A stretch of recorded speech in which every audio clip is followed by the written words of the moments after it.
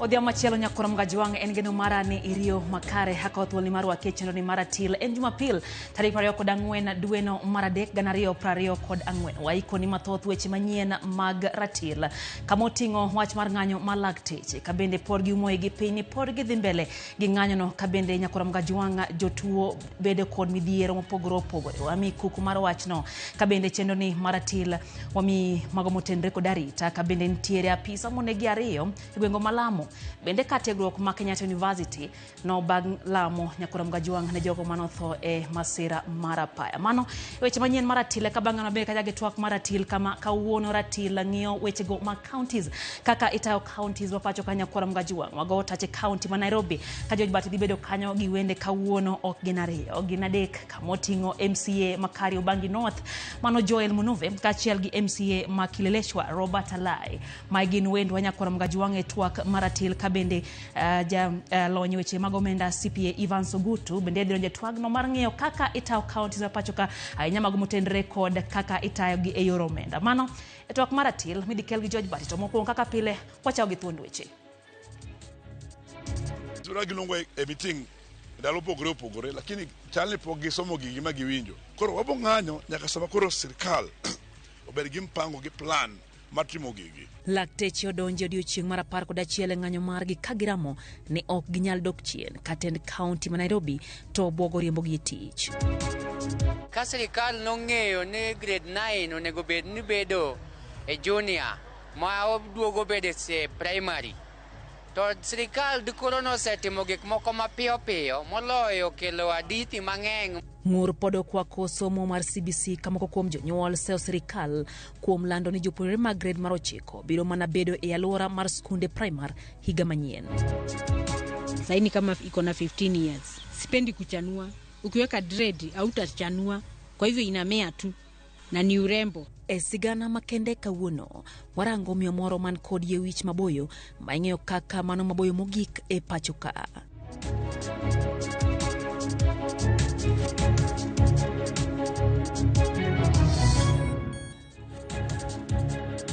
Warwako pachi mana kaka pile chendo ni maratil nyakoro mgajiwang laiwa maro ote machuok pokolokore hen machari adek ochono no kabende wantiere RamogiTV KE mano kanyo Facebook live bende yodowa RamogiTV Kenya YouTube bende inyalo dio okot mantiere kanyo mondo message moko ka wantiere live kamae obiro ni kendo onyisi ni wantiere live inyalo ng'e wechegi e YouTube maro wan gi jaloko mara Wilson Ochuka nyinga Lydia Okeyo machiegni riwruok mar lakteche mapacho ka KMPDU osingo dhi mbele gi ng'anyo ka koro giwacho ni ng'anyo makamano biro mana chung' bang' piny owacho neno ni ochopo singo mana omiyo gi nyakoro mgajiwang KMPDU wacho ma katend county ma Nairobi to koro obwogo riembo e tich lakteche mabende koro ng'anyo ka jotuo bende pod ywak e midhiero ma okwakogi e osiptende mapacho kae.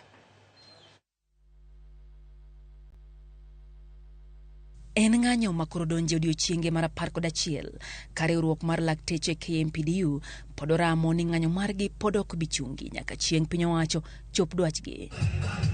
E limbe mar osiptal ma Nakuru Referral waromo gi wede jotuo maleronwa midhiero magisebedo ka gikadho e kotenre gi ng'anyono ka moko man kod dwaro mar thieth mapiyo chuno mondo mi omany thieth e osiptende mag ji giwegi.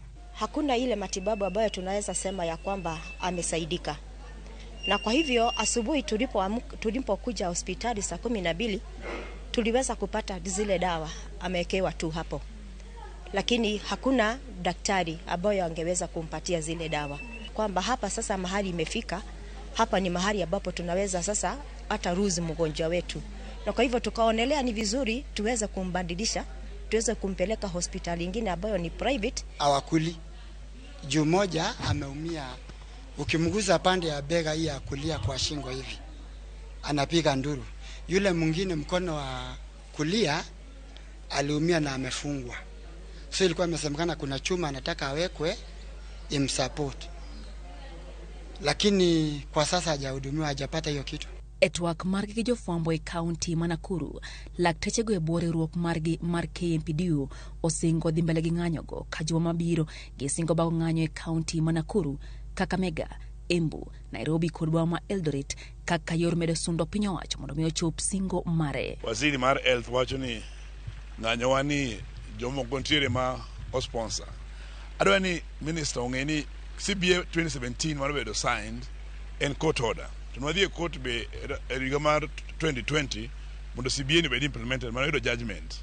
Koro owetu moko matino tiyo gi moko ma IVLL bicha ko wache wuoyo kuom dakteche kata nyo bloggers mondo wuo marach e Twitter e Facebook manok bi konyo wach mar CBA ni. Lakteche go dwaro mondo mi piny owacho ndik lakteche mar 50,000 magi wacho ni pok ondiki tich kendo los lwasi makare ne lakteche ma pachuka kaachiel gi ndiko lakteche mani orako kata interns e ngadho mowinjore mar tich kind dwaro mamoko. Koro wabo ng'anyo nyaka sama koro sirkal obed gi mpango gi plan mar timo gigi.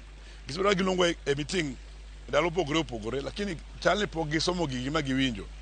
Koro wacho ni mondo gisom gigi ng'e maka gilongo e bodho to gibedi gin gi duoko madhi loso gigi eki. Gidwaro mondo mi governors ma pachuka ochulo sach lakteche ma pok ochulgi kendo governors go luongi e bura mana ka gin kod duoko motenre kod dwachgi ka jakom komiti mar thieth e riwruok governors Mudhomi Njuki dwaro mondo mi lakteche olok chung margi. Adonyiso counties be governors kata county governments ni pesa mar CBA 2017-2021 ma sani wacho ni ni treasury. Koro kapo ni governor moro dwaro 310 dakteche to nego bendi angi pesa no account ne mondo or dakteche go bank gi to kapo ni onge go to nego rit mondo wakel pesa ne ko e treasury mondo ochul dakteche. Koro governor mora kata county government mora kik thag gi wach dakteche kech wadwa ni pesa wuog treasury kech kanyo te ma taxes wate dhi. Mabire kinde ma governor ma Nairobi Johnson Sakaja bogo riembe tich lakteche ma ong'anyo e county ma Nairobi kogolo chik mondo mi gidogi tich nono to ibiro riembgi tich kendo ondik lakteche ma onge tich e county no kowacho ni lakteche ma county ma Nairobi osechul kendo lakteche mag interns bende osendiki tich. Lwasi makare mar tich oselosnegi kendo okumba mar thieth mokawo county siling bilion 2 bende osekawnegi. If you're interested in serving Nairobians, because hawa mimi niko na contract na watu wa Nairobi kuwapatia huduma tumeka madawa. Hospitali hata hapa iko na madawa for the first time. We're hiring these people. We are paying them. If you're a doctor and you're interested in working in Nairobi, be in hospital. I told them that on Thursday. On Friday, I had 60% of them reporting back to work. They came back to work. Monday, nimeandika barua ya wale 40% watuambie kama wanataka kazi. Kama wataki, kuna wengi wanataka kazi ya kuwa daktari. Na tutawaandika. As you sort out the issues, if you want to be in solidarity with the National Union, you can be in solidarity without keeping the lives of Nairobians at risk. Obilari omakicha onegi Otieno Manyoro kachiel to yudo hinyruok e monj manyoti muri Lamu.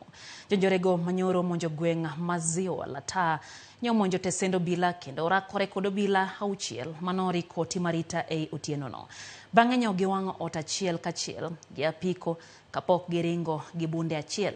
Luoro podo kwako gweng'ego kendo moko kuom ji oseringo miechgi nikech luoro.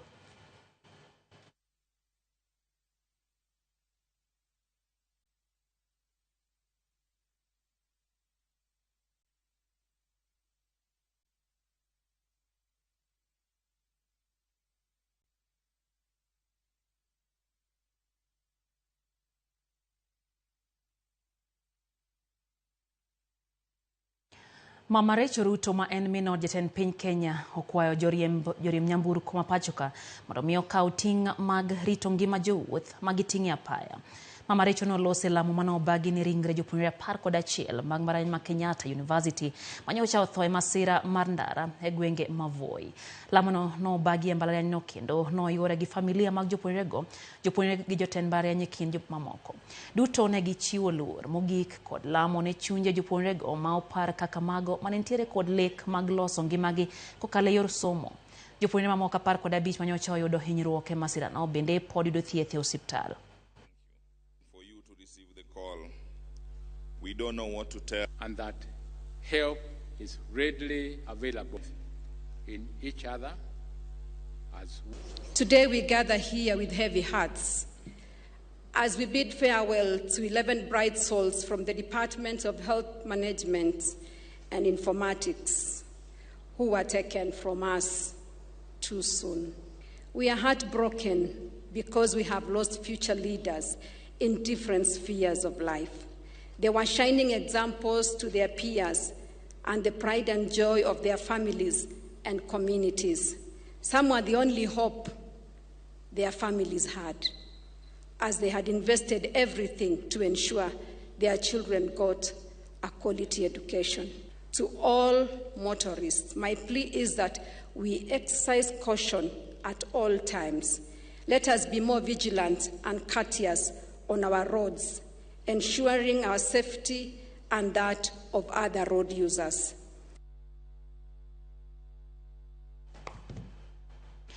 Poden dang ni chenro mar somo mar CBC kama kuom jonyuol koro wuok oko kaseyo kang mar sirikal lando ni jopuonjre mag grade mar 9 biro mana bede e alwora mar skunde mag primary higa manyien. Luoro margi ne okang makamano kidek hinyo josomb ara jopuonjrego kaluwore gi bedo ne ikruok pok oketi makare ne jopuonjrego yudo gige somo kapone okomigi thuolo madonje alwora mar skunde sekondar.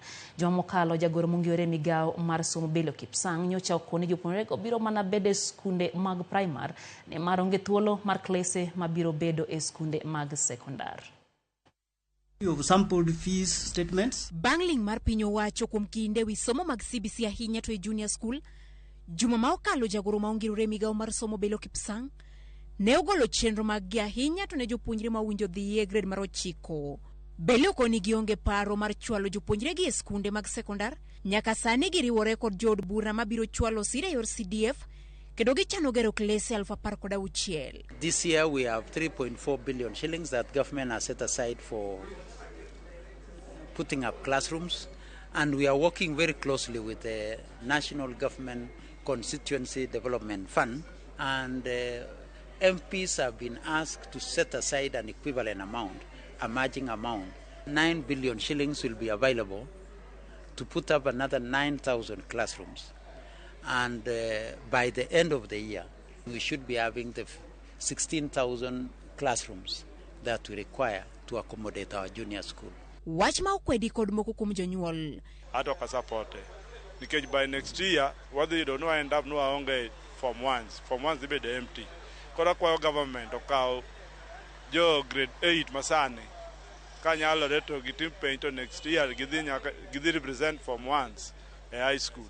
Koro sani the next 8 months modong gi government ok dhi nyalo chulo pesa no. Do bedo gima ber mar mondo nyithi primary, nyithi junior secondary oyud kaka nyalo yudo puonj maber e capacity madwarore. Kakata manasir mar NGCDF bende gikoni ywaruok osebede ma ok owinjo bed ni gogo kwano matin ne dweche 8 to higa rumo kendo somo mag grade mar 9 chakore. CDF de waneno ka sani gi ywaruok nitiere ma yudo ka mbungo biro piny pesa no tin mano kotero gini pod ok rom.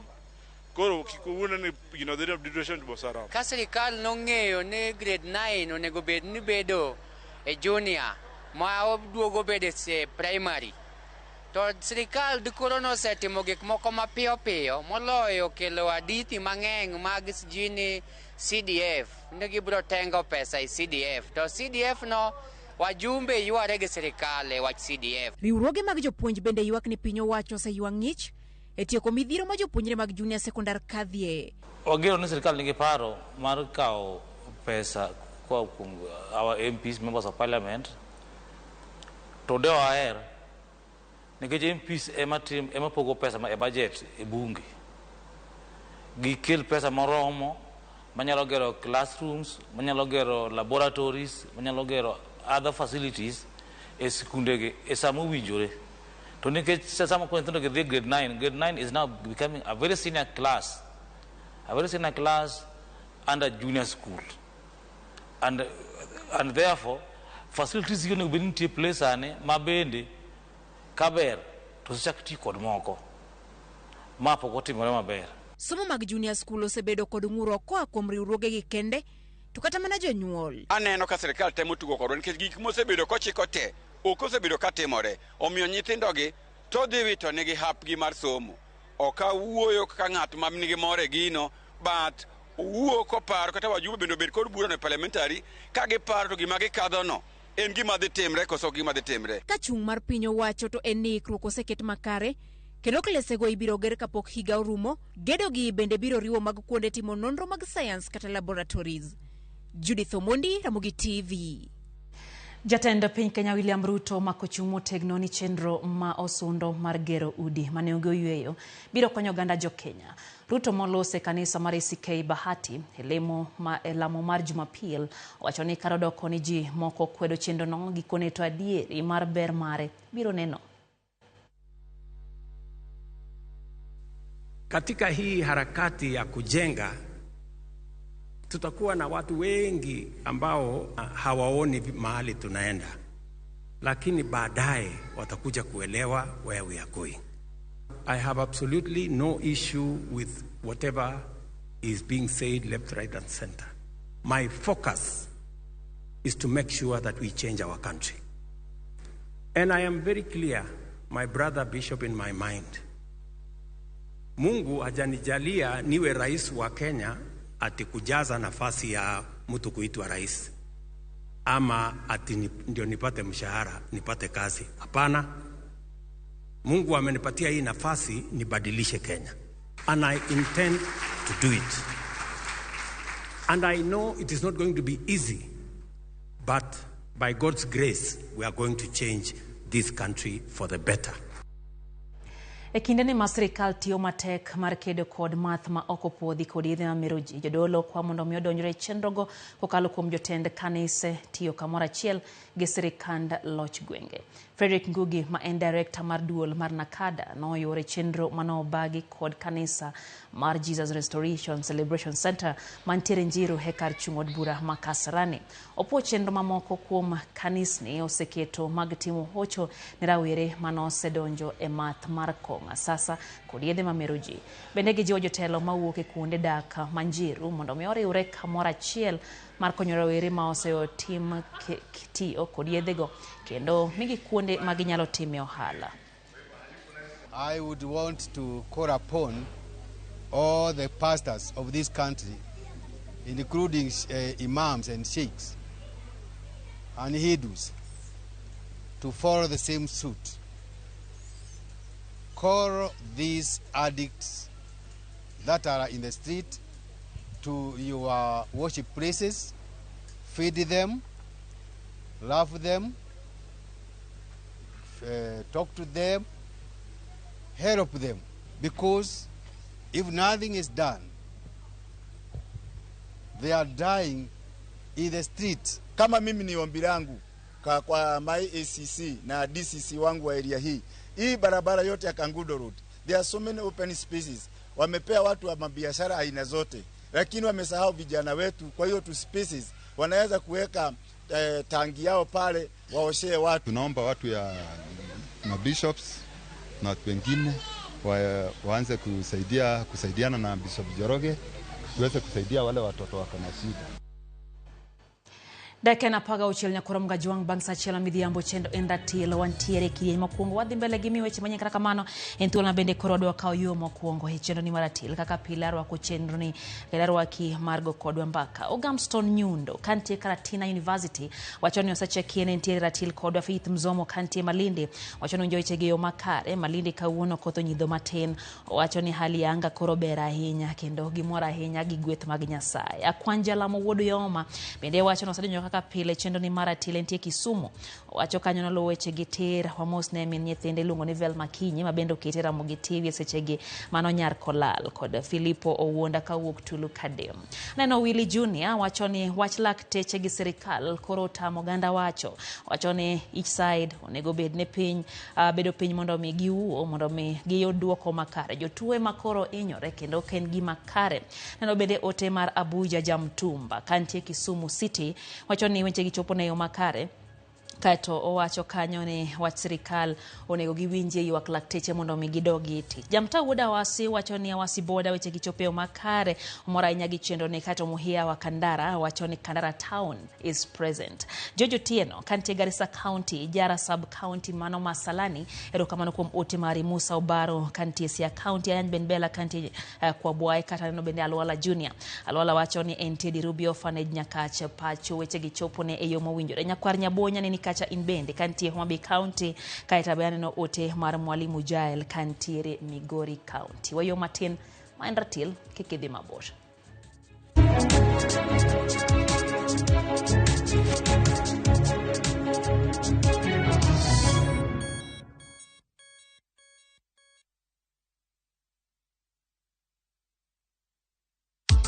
Sasa kwa thao moja tu unaweza pata third party cover for your private motor vehicle valid for 30 days. Say goodbye to expensive motor vehicle insurance. Pata bima kutoka Direct Line Assurance. Kujisajili bonyeza *487#. Weka namba plate ya gari yako, ID namba yako, email address yako na ulipe thao moja tu. And your digital cover will be sent to you instantly. Collect your sticker at your nearest Total service station. Dial *487# upate third party motor insurance valid for 30 days. Pap, ni thao tu.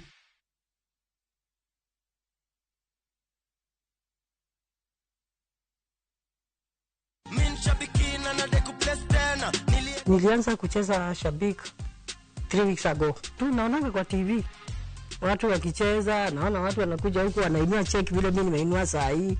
Nikasema mimi napenda kujaribu vitu. Na sikuwa najua kucheza. Nilingangana tu nika-download sijui nini na nikapata the link na nikaanza. Nikikosa pesa sometimes naambia naisa nitumie 50 bob. Anaweza nizania nataka kuharibu. Naambia wewe nitumie 50 bob. Ananitumia nacheza hivyo. Nilitumiwa message. Hiyo message si kuitilia maanani. Niko kwa nyumba tu, hata niko sijaenda kufungua duka. 11 ndio nilipigiwa simu. Ukue citizen by 8:30. Nilikuwa nafikiria nitapata 6 million. Na sikupata. So unajua huo unaenda unafikiria utapata ile kubwa. Lakini sikupata hiyo, lakini hata hii nimepata, nashukuru Mungu. Ndoto yangu na I think nitaboost biashara yangu. Hiyo tu ndio huwa nataka sana nione ikienda mbele. Shabiki Super Jackpot ni time yako. Minadai wote twende hivi. Not for persons under the age of 18. Shabiki.com is authorized and regulated by BCLB license number 587.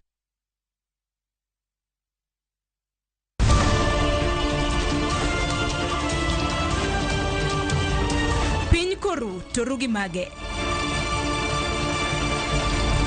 Weche manyien. To chuny mbaka en nyiero, ywak kod muodo lak. Matwak kod duond jopiny. Nyako Ramogi jong machiegni neno weche manyien. Ma en rupiny kod mbaka oromo. RamogiTV.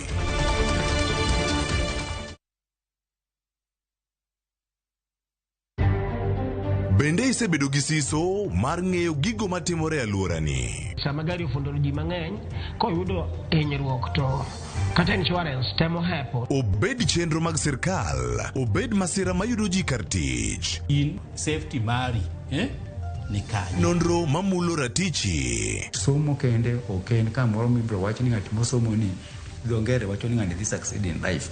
Wuok tich ka wuok tich. Iro curriculum design uchinj e chenro mar rameny piny sa 1:30 otieno. Wan oganda luonya kama koro waneni to be wanyalo bedo gi kembni. Nyise oganda jo Kenya gimonjo be nigi winjo kuomi. Ka ikelo nigi Lydia Okeyo. Nyako Ramogi jong matwak mar rameny piny. Chik by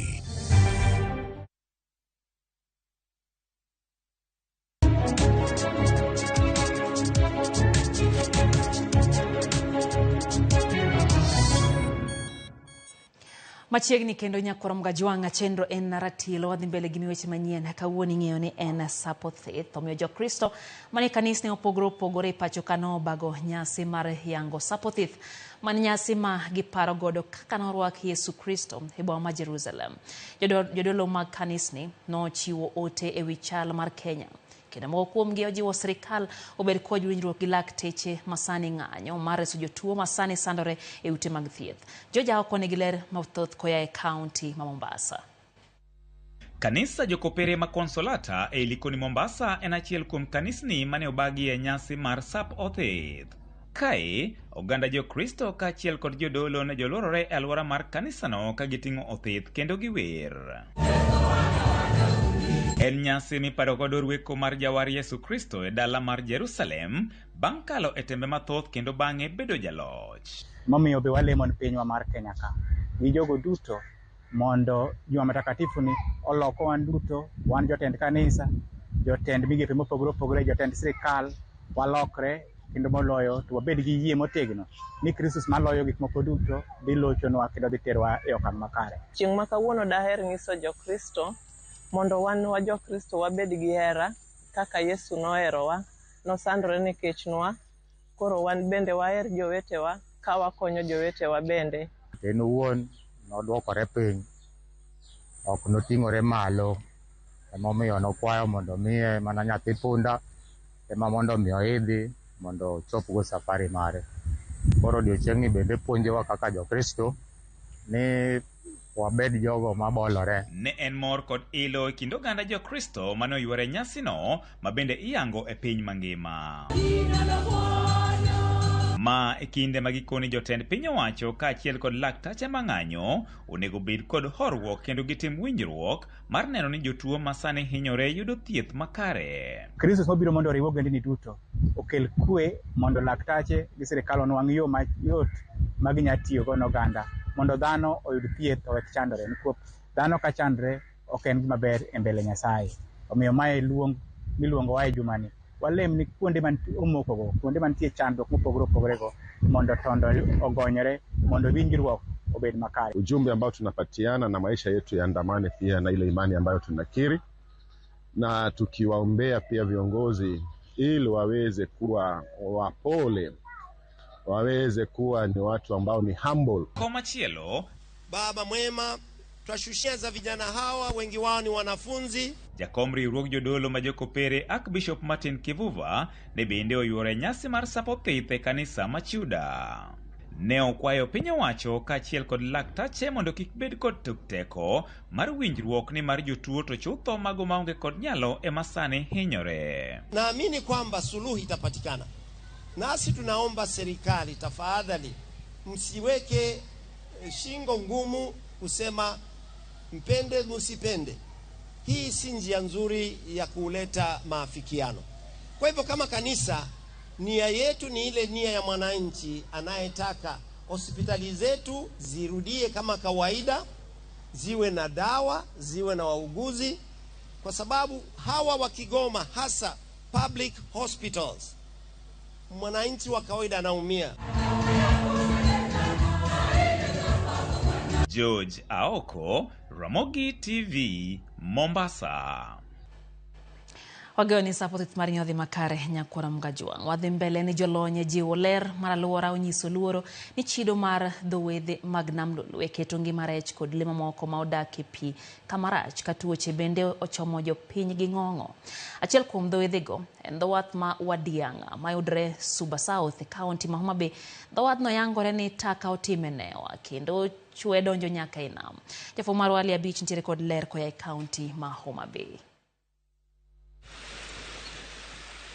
Ma en dhowath ma Wadiang'a mayudore boma Masindwe ka chur bura ma Suba South kendo ting'o jolupo mathoth kaachiel kod johala kaluwore gi chenro mag lupo madhi e nyime. To kata kamano chido ma dhowadhni ochidogo kelo luoro ne jolony e weche mag alwora mawacho ni miyo pi nam lolwe lel kendo keto e andaki ngima rech kod le mamoko modak e nam lolwe. Chupni mag plastik ma osetigo, jwelni kod taka mamoko pong'o dhowadhni kendo chido alwora, gino ma omiyo riwruok moko mar piny owacho ma ong'ere kaka Lake Region Empowerment Network Elren ka omakore gi riwruoge mamoko tero chenro mar keto ler e dhowadhni. Ne waneno kaka Elren ka wa join gi partners wa kaka Kenya Forest Services, Kenya Fishery Services, the Victory Fish Farm, Jonema, mondo kawuono wa join yawa ma tiyo kaka jolupe nam, ma tiyo kaka go wala e bich ma Wadiang'a ka, jogo tema ni alwora ni ma ngimagi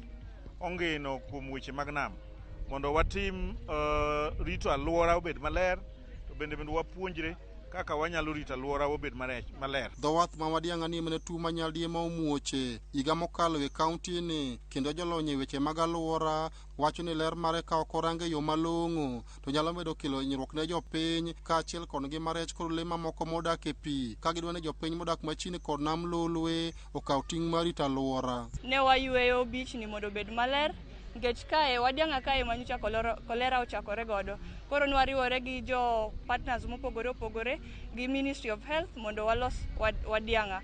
Kendo gima watimo kawuono, wapidho yiende mag bambus. Bambu en yien makonyo e weche mag rito alwora mag wetlands, mag awach ni kuonde mag thidhia. Nwa wacho negi ni their waste is their responsibility. Tiende ni chilo magi, kaka giluoro, kaka gililo aluora, and responsibility magi. Duol ma ochune rito alwora NEMA wacho ni taka miwite nam lolwe kama oting'o jwelni kod chupni mag plastik njawo mokalo pi nam lolwe kendo osemiyo kwan rech odok piny e nam. Wayudo ni taka mang'eny e Wadhianga Beach kae en taka en plastic bags. To kaka ung'eyo ni plastic bags waband, to kaka NEMA wa urge the locals ni giwe tiyo gi bags ma plastic. Dispose the pampas also at the right place. By kagitimo kamano to wabo ensure ni tuoche gi wach lupo ma jo lupo complain ni stock mar fish olar kata onge fish enam bodok chien. Ka jolupo e dho wath ma Wadiang'a to wacho ni chido ma dho wadhni ochidogo osehinyogi e chenro mag lupo kendo koro gikwayo migepe ma opogore mondo oriw gi lwedo mar jiwo ler e dho wadhni. Wayudo ni adieri gigewa mwatimo kata activities mwatimo ka wasebedo kwalilo pi e yo mang'eny, omiyo nyaka sani lupo marwa odok chien, rech marwa ni chien, kata mana tuoche bende wayudo mopogore opogore. Koro kane gibiro mar mondo mi gikonywa e rito alwora, wamor kabisa. Wakwayo ni any department manyalo yie mar mondo mi oriwre gi LM mar mondo mi gikonywa e rito alwora nyalo biro at any time mar mondo mi gikonywa, nikech rito alwora ni en beach maduong', to seche moko kwanyal nyale kendwa. Alia Beach, Ramogi TV, Homa Bay. Yie wich maboyo ahinya noneno e masawa mar Kenya e kinde kedo ne loch mar piny Kenya kama oganda jokedo mag Mau nong'e kod pidho yie wigi. To bende ma potimore Nyakura Mgajuang kadak Magithurai wayudo Elizabeth Wangu miyo mopidho yie wiye kendo chiegni mulo lowo kowacho ni ogeto mich mar nyadhi e piny mangima mong'ere kaka Guinness Book of Record. George Bati nengiler mathoth. Kuom kinde mathoth ji ma ithorone ka yie wigi boyo gin jomosuko. Kata kamano, ma opogore kod sigand Elizabeth Wangu miyo ma odak Githurai. Kuom higni 15 sani Elizabeth osebedo ka opidho yie wiye. Yie wich ma lewgi chiegni mulo lowo kendo koni ogetogo mich mar nyadhi mar piny mangima ma idendo ni the Guinness Book of Record. 2009 saini kama iko na 15 years. Kwa sababu sipendi kuchanua na nywele yangu inakuwa. Sipendi kuchanua. Ukiweka dread hautachanua. Kwa hivyo inamea tu na ni urembo. Elizabeth lero ni kuom higni go duto ok oyie ne ji mamoko mulo yie wiyego kama na en jal maduse kod nyithinde ema oyienegi chwo lwetgi e yie wiye. Kata kamano joma goyo picha bende ok oyienegi timo mano. Yangu haiguzangwi. Hii ndio wa kwanza. Yangu haiguzwi na salon. Yangu haiguzwi na watoto wangu. Kwa sababu sipendi ikiguzaguzwa. Wanataka kuipiga picha na mimi sikubali. Kwa ajili hata haijawahi onekana Facebook. Mimi tu ndio nawaambia ule nataka nipige na nipiga inaapia kwa picha yangu kwa simu yangu, lakini si kila mtu. Olero ne ka oseluok ne yie wiye to iwe chieng'e matuoye ma ok okete masin maragulu ma itiyo kod judus wich manyasani e tuoyo yie wich. Inaoshwa, inaoshwa vizuri, alafu inapanguzwa, alafu inapakwa wax, ikiwa tu bado iko na tumaji kidogo, alafu inafungwa na mambo inaisha. Huko kwingine inaenda ikikauka na jua siingiagi dry. Basi mimi naona kuna secret ya kuingia kwa dryer. Mimi siingiangi. Ka opogore paro gi jomoketo yie ni yie wich maboyo nyodho remo kendo weyo del kochiore. Elizabeth koni en pok oneno ka dende odok piny kendo wacho ni chiemo maber miyo dende pod bedo gi chia kendo mapichni. Hebu niangalieni mniambie, unajua pengine nyinyi ndio mnaona mimi sijioni. Inanikunywa? Haijanikunywa. Unajaribu kukula vizuri.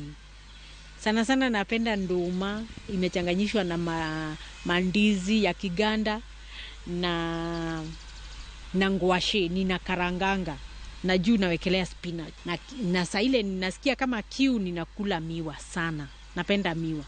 Nywele na miwa ni poa. Na sikunywangi juice ya miwa. Nakula miwa. Siendi kwa wale wanatengeneza juice, hapana. Nakula miwa. Kama haijatolewa makoro. Yani kama haijachongwa. Kata obedo ni onge adier mar nonro mar sayans matudo chuny ler kod yie wich maboyo. Kaluwore kod Elizabeth Wangu, jomo pidho yie wigi thoth gi chuny gi ler. Na ina glorify God. Na kwa yote, glory yote imrudie Mwenyezi Mungu. Huyo ndiye ametuma ifike hapo. Samson ni wa Biblia, lakini hakuna ukoo. Lakini wale wengi wako na dread, roho zao ni safi. Roho zao ni safi. Wengi wale wako na dread. Si wengine wanakuja kuona mambo huku, si hata nywele yangu inaweza uoni. Kata obedo ni poko yangore ka chieng' moro noliel yie wiye. Oruo wuda minga nyalo miyo chieng' moro Elizabeth luare lekne mar yudo mich mar nyadhi kendo mar adhai mar sigana mar piny mangima The Guinness Book of Record kaka lek mari osebedo ka ochung'. George Bati, Ramogi TV.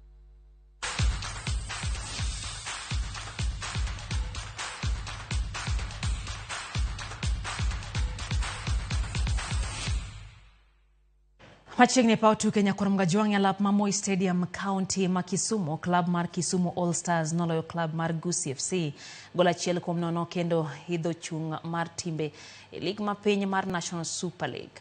Golno makende no logi jatugo no Angiendo e dakika mar 35 ka points 3 chwalo klab mar Kisumu All Stars nyaka thuolo mar 5 gi points 40. E tuke mamoko mano bagi e lig mar NSL, klab mar Migori Youth no wuok amodhi nono gi klab mar Vihiga ka Mombasa Stars no lo Kajiado gunde 4-0. Darajani gogo mawuok amodhi gol 1-1 gi Mulembe United.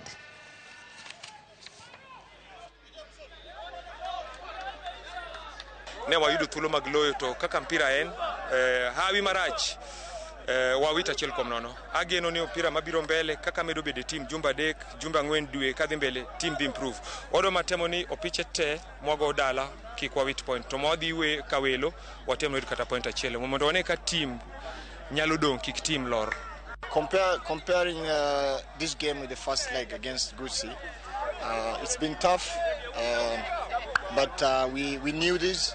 And we had our game plan, and I think we managed to get a goal in the first half because our game plan worked. Coming in the second half, we had to take the game to them. I kind of felt like it was a bit slow in the beginning, but we picked up, and we managed to get that goal.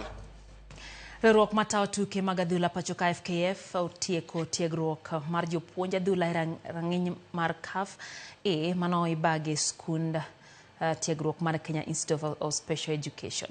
Tiegruok no nokawo dweche 6 ka jopuonj maromo 25 oyudo obokegi mag CAF. It was quite an intense course for sure because it is first of its nature in the country. Yeah? So we learned a lot. We hope that we have been imparted a lot to our coaches. Our coaches deserve the best. They are young generation, and the modern trends of football dictates that you must always pump a lot of very positive information to them to see if we can change the magnitude of the game. Since it's also one of the latest trend where science and football is really moving hand in hand, we made sure that there was more science into everything they did in terms of mastering the periodization, because coaches are always the performance analyst.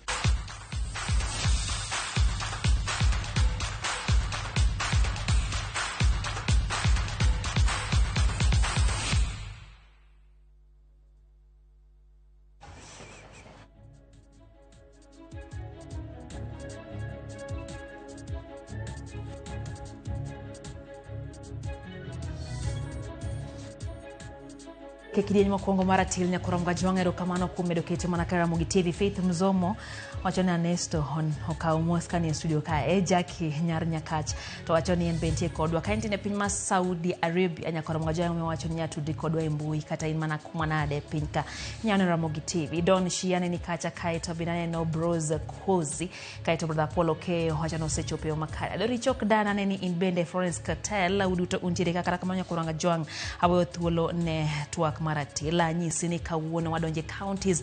Warango county ma Nairobi kama George Bati dhi bedo gi giwende kamotingo Joel Munuve mano en MCA Makario Bangi North kaeto gibedo kanyo gibende gi MC Makileleshwa Robert Alai kachiel gi CPA Ivan Sogut ma en jalo nyochego mag omenda gidhirango kaka itayo chenro mag counties. Awe thuolo George Bati gi twak maratil nyinga Lydia okay. Wasebedo gi Wilson Chuka ma en jaloko marwa Oriti Masani warom sade kai chenro maro imore.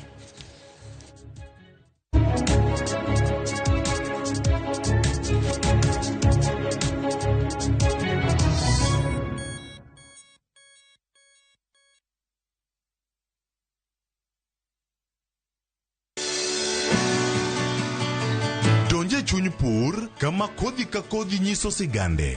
Kendo keyo ka keyo en nyasi. Eka chiel kao mananas 14,000 nyaka 18,000. Tiyo matek kelo nyak maber.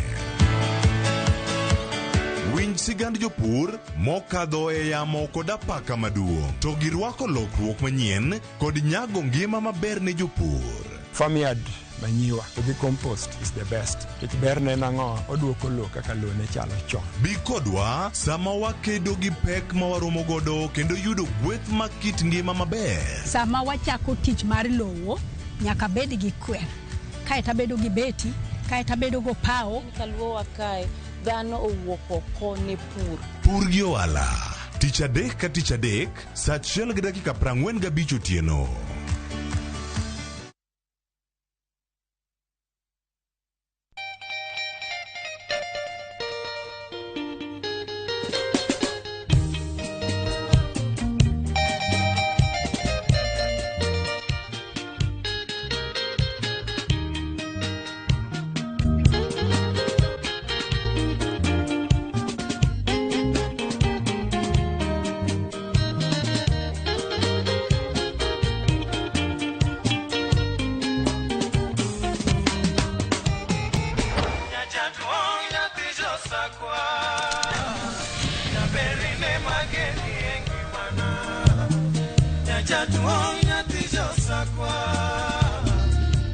Radio Ramogi, Cartoon Jaluo. Radio Ramogi.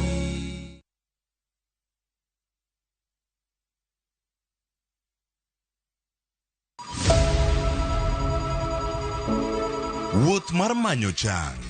Wawuoth e piny mar thieth kokalo e wang' jogo mosedake. Thieth sani nitie Kenya ka, dakteche nitie, masinde nigo mwanyalo thiedhi michange. Kata ibed jachiw thieth, kata mana jalno madwa ng'eyo gik matimore e sekta mar thieth.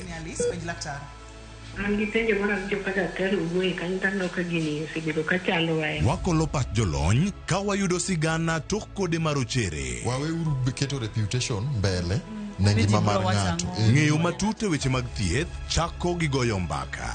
Advice jowani ne uru penj laktar mondo ing'e kuma inyalo konyorie kapok iyumba yumba. Penj laktar. Wuok tich nyaka tich abich, saa 12 odhiambo. Mana e RamogiTV.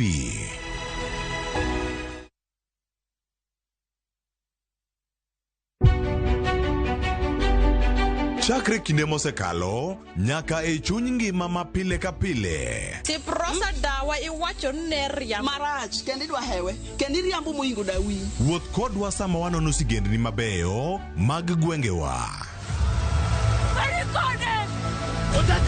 Ng'e ber kod rach, mor kod kuyo ma ng'ato nyalo yudo e wuodh ngima. Asai mama. Nasi kwiri ni okan mama ukiche kilunga gi nying noero. Mama nyisi. Riuri kodwa mondo wane sinema mabeyo ahinya ma uwinjore wawinj kendo wamorgo. Kendi ng'eno wono sipi mabeyo, lakini nitie kuma kete mami. Winam Cinema. Jumapil, saa 2:15 otieno kod saa 4 otieno. Kik bai. Sio juju ni maombi. Ni maombi. Sikelele ni maombi. Ni maombi. Sio juju ni maombi. Ni maombi. Sikelele ni maombi. Ni maombi. Dial *487*3# to get this song.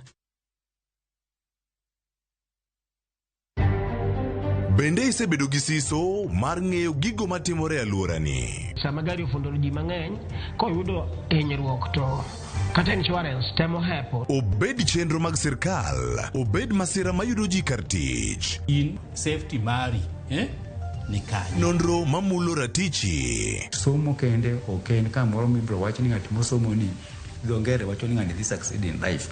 Wuok tich ka wuok tich. Iro curriculum design uchinj. E chenro mar rameny piny, sa 1:30 otieno. Wan oganda luo nyaka wakoro waneni to be wanyalo bedo gi kembni. Nyise oganda jo Kenya gimonjo be ni giwinjo kuomi. Ka ikelo nigi Lydia Okeyo. Nyakoro mbajo ng'atwak mar rameny piny. Chik by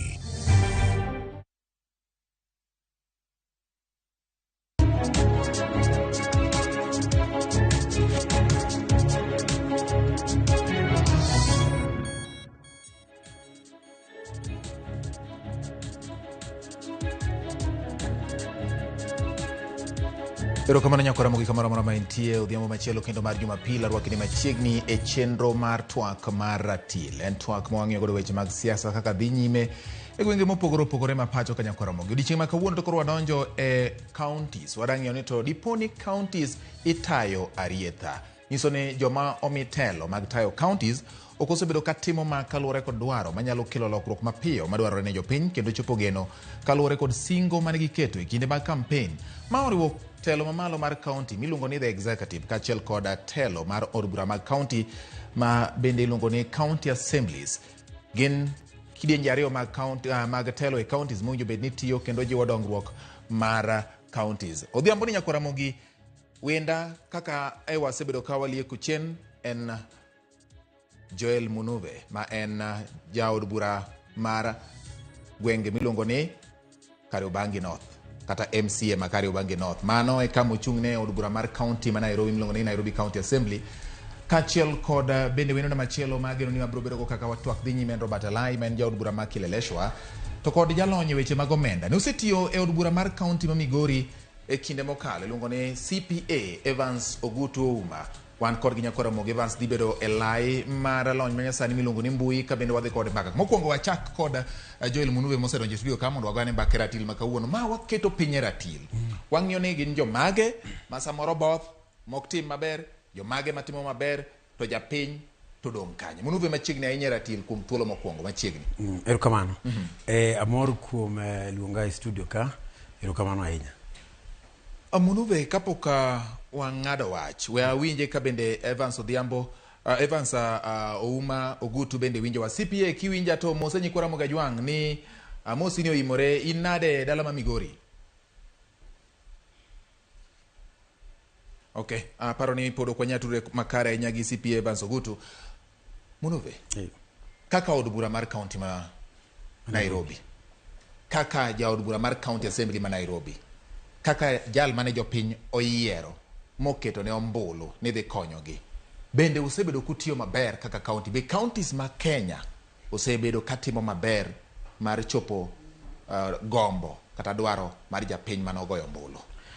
Adier makene ni watemo kaka jotelo watemo kabisa, lakini ki ing'iyo critically e wach mar tich mar oversight to kendo kanyo kaka jotelo wa bunge mar counties to kanyo ok watima maber kabisa. Nikech king'iyo kaka county ma Nairobi tie gik moko mang'eny madhi nyime maricho to wabunge wan walinga ok wanyal loso. Koro adier ni wan gi gombo mar konyo jopiny mondo watin gi jopiny, lakini kirango wach mar executive to wach mar sometimes kata governor gi county assembly ng'eyo kaka assembly waonge autonomy mar timo gik moko, koro nyaka wa rely on executive.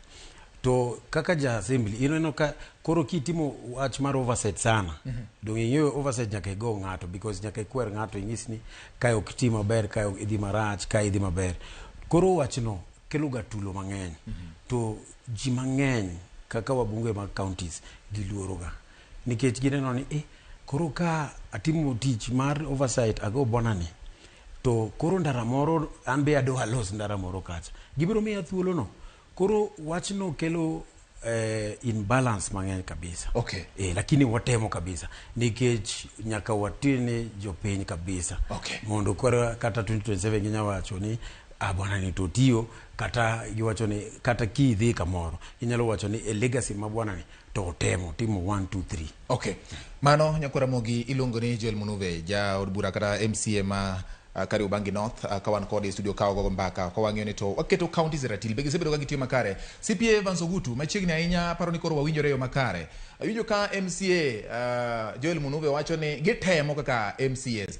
To wang'eyo ne in nisetiyo e od bura mar county e chakruok mar od bura mar county kendo ni in kaka achiel kuom jotelo ma ochung' ne weche mag omenda. Ok ang'eyo ni bende iwacho kata in king'iyo mos counties gi be osebedo ka tiyo makare koso itayo gi arietha mane penjo maduong' manitie ka kotenore kod weche mag ndiko ji tije, weche mag tiyo gomenda, chopo singo mag jopiny kod gik moko ma samoro Auditor General osewuoye kaka weche mag wuodhe aoyaye. Iparo ni bende gini timore maber kaka jopiny ne geno?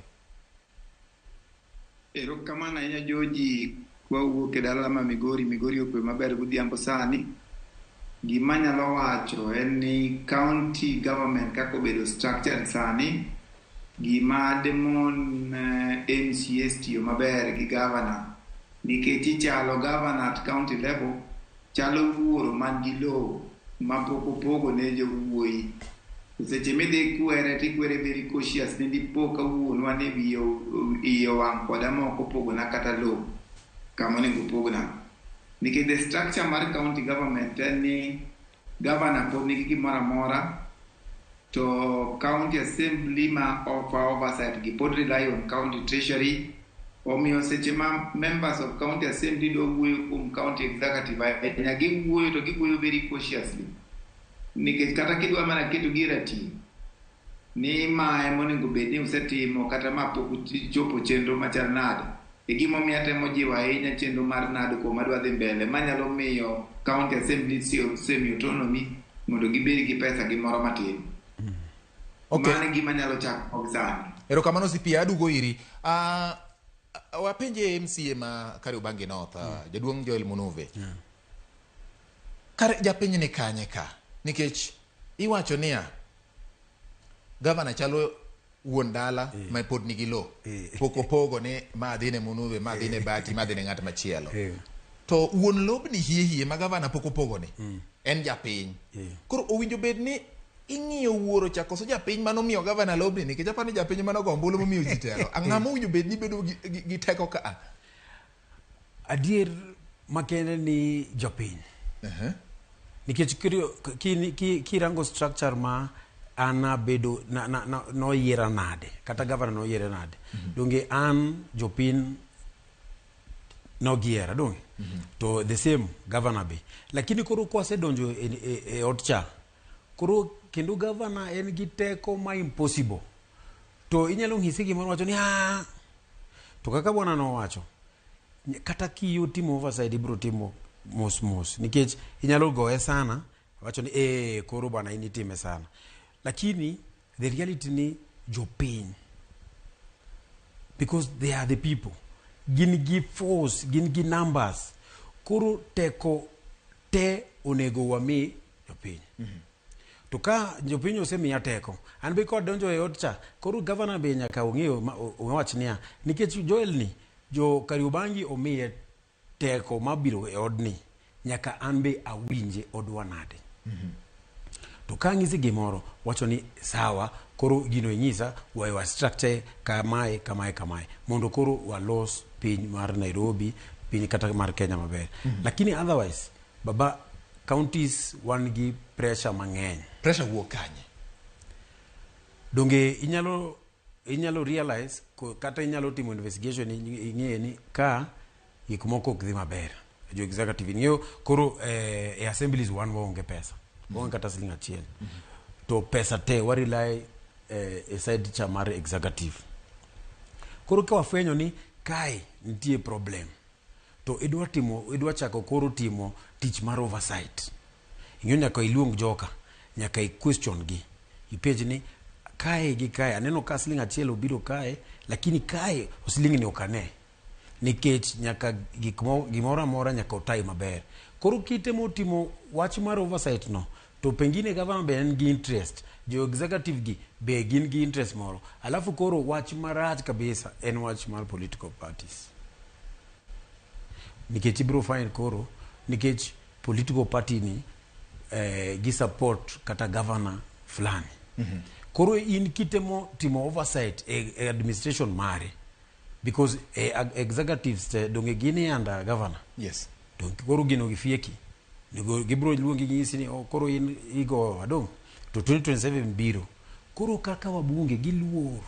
Oginya tima gimora mora. Nikech gineno ni 2027 we cannot get the ticket. To bekae ka wago executive sana to wago governor sana do adwa ayud gimoro matin be mondo alos ndara, mondo atima ngo, waket kata sewage system, waket kata pi kamoro, to ineno ni koro kitemo dhiro your agenda to giwacho ni in igowa. Koro gino kelo tumbo joto. Koro kwa nyal team oversight, lakini adier makende ni the people of Kenya should have power because the sovereignty lies with them. CPA Eliare mar od bura mar county chandruok nitiere kaka luwore gima jaduong' Joel Munuve wacho ne luoro donjo ne jo od bura mag county assemblies nikech governor nigi teko, duond bura be nitiere ka. Governor ni isiro gi duond bura mane kod mbi e alwora ma ji wuokie. Kisoke ahinya kaka jaod bura tibiro nyisi ni higa mar 2027 bende pod biro. Ere kaka ujo bed ni pogo gini kaluwore kod weche mag omenda mondo county assemblies obed kod thuolo mar chopo singo mane gitimo ne jopiny, nikech giwacho ni gibiro tiyo ne jopiny gi chunygi duto, kendo bende giwacho ni gibiro ng'iyo kaka piny owacho mar county ma en the executive tiyo kod omenda mag jopiny. Kochopo kacha to koro gini chal ka gima go about tan, in kaka jalony e weche mag omenda, yot mane manyalo betie mondo dwaro mar jopiny ochop kare? Erokamano ahinya George, ing'eyo adieri mar wache ni structure mar county government kaka nitie sani to MCS work ni maber ahinya kod support governor kod ok support governors mang'eny oseketo MCS wachalo slaves magi ma program ne gi pache nikech en ma en gomenda ema nyaka dhi through, manyiso ni representation kende makoro weneo MCA. Ing'eni tek ahinya gori gi ng'at ma at the end of it lunch nyang ni wuok kanyo, nikech the requisition process mag pesa matie county assembly te nyaka dhi county treasury. County treasury is headed gi ng'at achiel ma en CC member finance. CC member finance iyiero gi governor. Omiyo king'iye matut, governors ema nyaka call shot. E gimomiyo seche moko oversight role mar MCS gi dhi piny. Baso jowa ma MCS gi bebedo gi nyao, nikech ok onego bed ni ji bedo abeda ngoche makata ka nitie wach moro marach tiling' aling'a, nikech adieri nyalo yudo ka ng'ato noyier ka en very popular to after some months tiwinjo ka oganda chako chich ni ng'ane mane kite chalo kama kendo nosingo achiel ariyo adek dak koro tim. Ok inyalo timo nikech singo mane singo, koro kidhi offices ka to nyaka koro chalo mana ka gima nyaka igo chongi piny. Omiyo members of the county assembly must come firm nikech nitiere institution mang'eny manyalo konyo gi jiwo oversight role gi e county assembly. To kodhi adhiya kaka MC achiel ma rito mana wuod achiel, kar MCS ing'eni Nairobi, for instance Nairobi county assembly wan gi MCS according to the control of budget report gi 124. Adieri ng'at achiel kama to ok nyal lengo ji 124. To ka giriwore ke teko to gi partner gi institution manyalo konyo gi oversight, inyalo yudo ka tije gi kae matima. Nikech ineno ka MCS king'iyo the budget components gin ga 4. En ga formulation, en approval. Kar approval ka MCS are very critical. Gine ma ging'iyo projects gi ka okete budget be gidhi bedo implemented. Mano gima onego bed ni at implementation gitemo follow up. To kopo ni niketo project ni kata program ni budget to obedo implemented, partner gi institution momi teko manyalo konyu mondo mi bed re-elected as an MCA. To kiling' aling'a to ganda be okia, nikech dhano winjo wach chiegni riyo, biro winjo wach gi projects mitimo, to biro winjo wach gi bundiye. Kionge ariyogo, ibiro bedo slave mar governor chama. Your re-election will depend on the governor. Erokamano. Erokamano nyasi pie. Buru bende no kigo wi, dipo ni un ngoche, uluor. Koyo donjo nu. Uyu ang'ech. Ji mang'eyo luor ga, ji mang'eyo luor sana. Lakini an asewacho an ok anyal luor. An ok aluor. Nikech tich mar MCA gin tich adek. Wan gi oversight, wan gi legislation, to wan gi representation. Koro saya in kitiyo, as long as in within the confines of those three, why should you fear? Koro an as a person an ok aluor ga, to ka neno gimoro an al confront, to awacho ni kae ok dhi maber to ka dhi maber. To wasebedo ka wan gi tulo kech wachni, lakini sani wan sawa nikech MCA to an adwa nyiso kata jowetena MCA mang'eny, ok en mana Nairobi kende, kata mar Mwingi, kata Kitui, kata Kanye, jogo te onego wan kaka MCA wachung' tir mondo watim oversight e governments mar counties.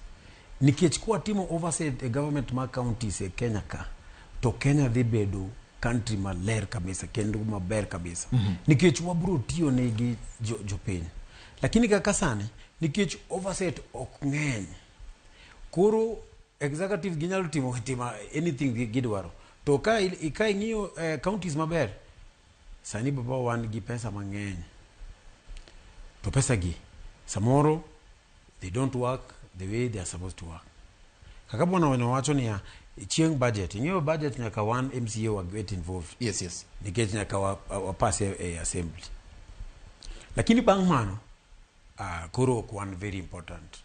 Lakini chieng budget, gi chieng implementation, to wan ga very important. Lakini bang' mano, koro waonge tich. Lakini anadwa nyiso gi mondo koro wariwre wamakre, mondo wachung' tir, mondo koro watim oversight maber, watim registration, representation maber na legislation maber, mondo counties gichak tiyo maber, mondo koro jopiny giwinj kaka counties tiyo negi, to tiyo maber. Munuve, sama wacho ni un very important kata critical seche ma loso budget, mango dhi makadhe kata ma puodhe mochak tich, kendo un bende important sama koro implementation timore. Ka wan gi higni abich, kasto ji dhi e yiero, higa mokwongo ukalo budget, to ng'ani odhi oduodo ukocha ne bang' kusekalo budget, higa mar ariyo uchako timo ang'o matimore, ang'o mamono ji koro wuogele ma koponi okel budget e tielo mar ariyo to koro wacho ni wan kata supplementary mikelo no, koro wan ok wadwa puodhe nikech isebedo kigajowa mondo uchak diyo gi kanyo, ang'o matimore? Ondiek ayasigi gini. Wach mar political party. Political party. Ing'eyo, governors giriek ga sana. For instance, en county mar Kitui. Kikaw county mar Kitui, majority magi en Wiper. Yes. Ineno? Nairobi ka, majority en ODM. Mano Azimio. Yes. Ano yiera gi independent. Anja chung kenda. Yes. Lakini join Azimio. Join Azimio. Iwinja baba. Koro Kitui. Governor Enmar Wiper.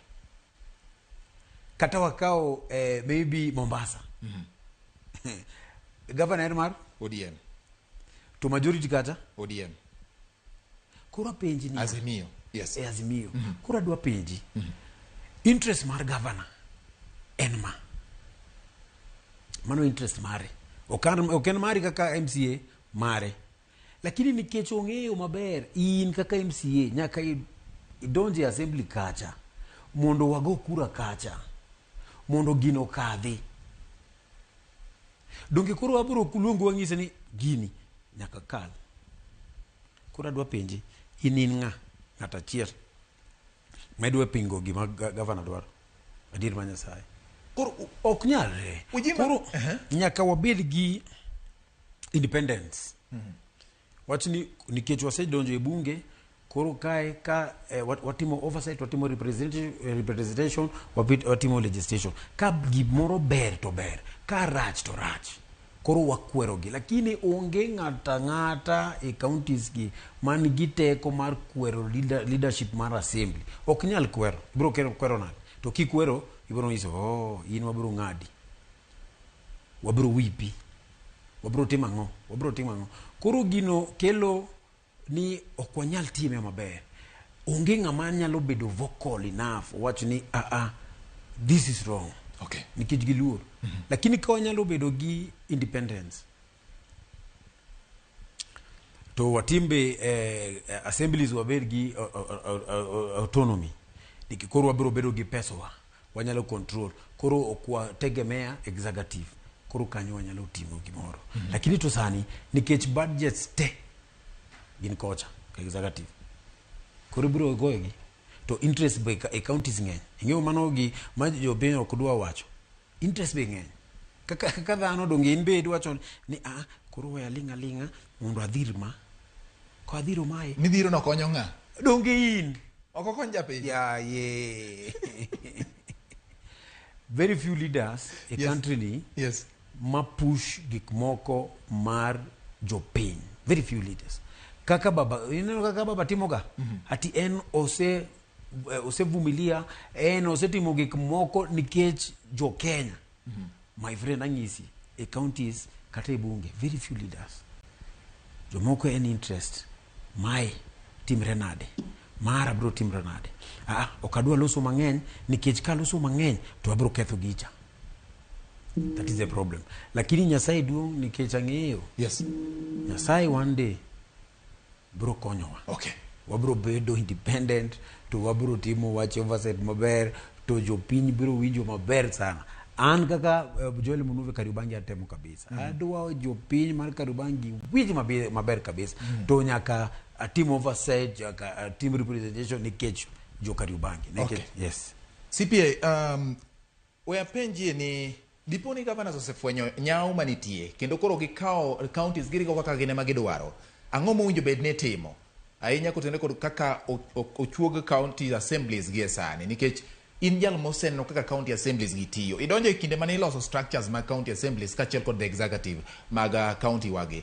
Ing'iyo kaka weche moko samoro mag omenda cherore. To gima duong' manitiere kaendi en wach mar omenda. Kae kama kelo pek ahinya nikech mae gima miyo dongruok chopo ne japiny. Governors osefwenyo nyau manitiere kendo gisefwenyo ni gihingo koro giyiecho counties kendo giringo giyuyo kaka gidwaro. Giringo godeyo mag giparo ni ber negi. Ma dhi kelo ber mane mapiyo ne counties kata hinyruok mane CPA. Ka koro wang'iyo weche mag siasa. Kaachiel kod duond buche ma bende ne owach ka kod Joel Munuve ni duond buche mag siasa bende koro ng'isi ni in igonwa gavana manwa yiero, in koro wadhi ng'ado tiendi ko chope yiero manyien. Koro iyudo ka jogi kare samoro gin gi tonge mang'eny machuogi. Erokamano Joji, an ing'ena e kaunti ma Migori. Wach ma mheshimiwa ma Kariobangi wacho en wach magima kabisa. Yande nyocha seneta mara mheshimiwa Musiepna Maduoro nyocha ndiko e control of budget. Kaya openjo kaka omenda osebedo katiyo. To ka barupe pok oduoke ne to en ayany, to en weche manuwuok ne mheshimiwa. Ma barua no dugo lala kan ma jo ODM wacho ni dipo ka nyien osedonje kweth mar siasa machielo gimomiyo ndiko barupe machalo kama. Kata dipo ka wala moro manyo winjore gi namba achiel gavana ni maybe okodhi maber gimomiyo nyo ndiko barua. To macha to ne seneta tiyo mana tije. Omiyo weche mag political party to gi jowa momako ofise mag parties go temo ka ketho oversight sana. Omiyo kata members of county assembly kata mana senate seche moko ka gidwa dhi rikore arigari ka weche mag siasa go bedo giluoro kabisa ka gigeno ni adipo ka gini okelo kata tulo e political party marwa. Omiyo onge ng'ama nyalo bedo gi mijing'o mar oversight ka gavana ka koro at the level mar senate minyalo yudo ka barua maybe anyalo wacho ni man is too fast, maybe taking his time to gimane timore county wane kano ndiko barua to waneno gima otimore.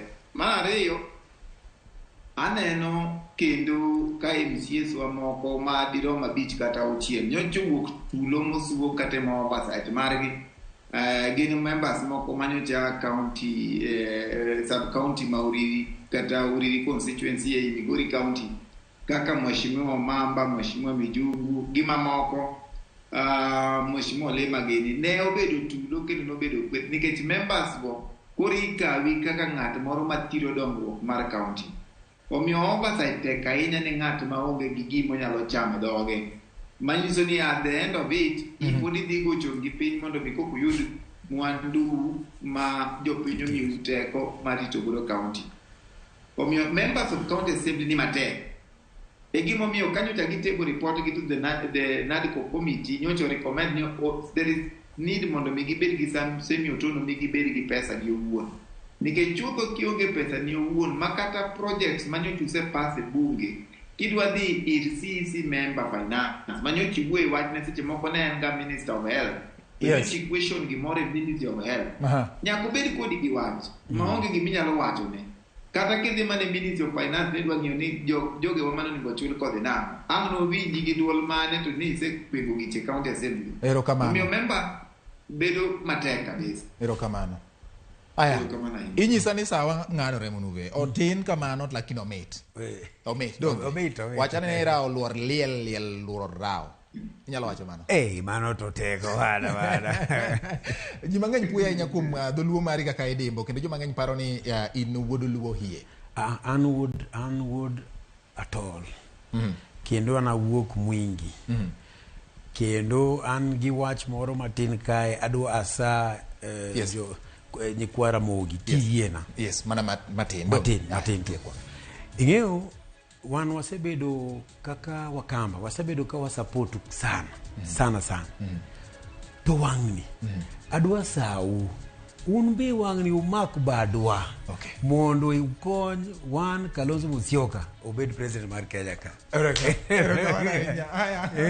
Zipie wajimo gi kachiel kende dakika second achiel.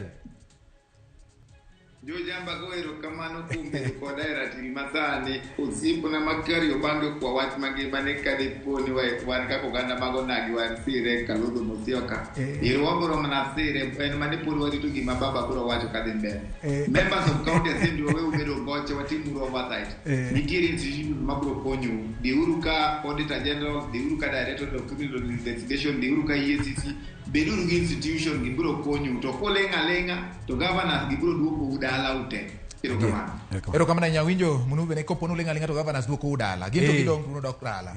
Yakora mogiro kamano ne abedo kai kod CPA Evans Ogutu uma kachiel kod MCA ma Kariobangi North Joel Munube no jobe kod batalai kata kamano chal kagima oko chopo kanya kwa Ramogi. Bro luongo gi kendo chieng' machielo ko medo go mbaka kaka counties gi medo dhi nikech auditor general medo golo report kinde ka kinde. Lojo mosiro ratil makawuono nyinge en George Bati oriti masani.